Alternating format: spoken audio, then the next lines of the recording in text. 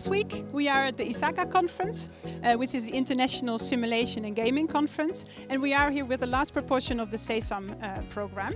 The SESAM program is a program from Wageningen University in which we try to better understand the forest-water-people nexus, and we do this through developing and using games. So we work in 13 different landscapes all over the tropics. So we have case study landscapes in Asia, in Indonesia, in several countries in Africa, in Kenya, Burkina Faso, and in Latin America, in Brazil, Ecuador, Suriname, and Peru. In all these countries we have PhDs working on developing games and better understanding how in these contexts these agroforestry systems are managed and how the different contexts, culturally but also economically, are influencing the management of these landscapes. My name is Charles from Kenya. I'm doing my PhD now in my final year at Wageningen University in Netherlands. The objective of this developing this game we're calling Engage Game is to use as part of my PhD research, and especially to explore some of the complex human water related challenges observed in one landscape in Kenya called Upper Osonyiro. So my name is Lisa. I'm originally from Indonesia, but I'm a PhD student from Wageningen University. My name is Elizabeth. I'm originally Belgian and German. I'm doing my PhD with Wageningen University and also in Koblenz-Landau, German University. I live and work in Peru, in the Peruvian Amazon. My game is the one you can see right here. It is to explore the decision-making of smallholder agriculture farmers in the Peruvian Amazon, and also to explore the influence of projects from NGOs, from the state, from companies on their decisions. Hi everyone, I am Paulina. I am Ecuadorian and a geographer.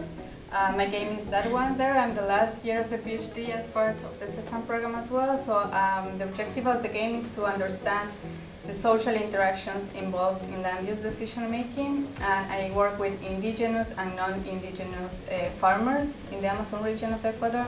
This was developed based on after doing some system dynamics modeling to understand how the system works, but again also involving people in co-creation and making sure that they adapt and they understand and they also own the game element and the main game playability and the process, and so that you can have a final validated game.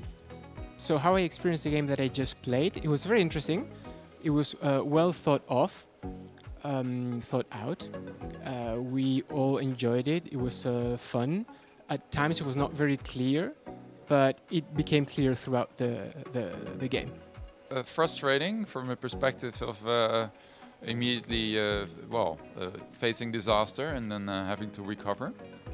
One thing that is a big lesson for me as a researcher is a powerful tool of this game. It's a very powerful tool. You simplify very complex scenarios, and it is more like a powerful tool. And you realize even if you're engaging some stakeholders who are not even well learned, they're not scientists, they're able to understand and they're able to engage and they're able to really learn. So it's a very powerful tool.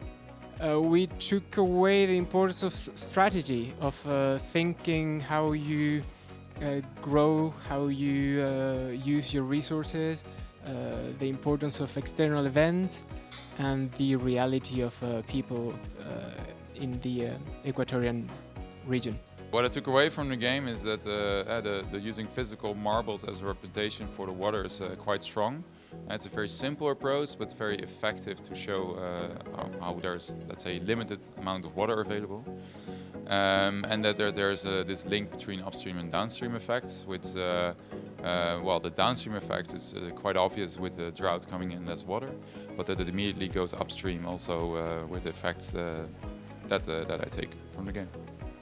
What would I share with other people about the experience of playing this game?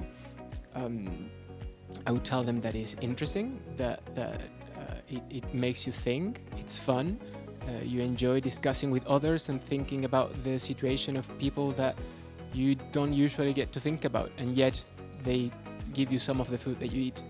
Well, the simplicity and with the physical representation of, for example, the water as marbles, I think that's very strong. And then this combination with a very simple approach I think works really well, also given the context. I was expecting that it was a game about water availability, so thinking that indeed there would be a problem of water scarcity and then the downstream problem, but actually how the downstream problem immediately moved upstream.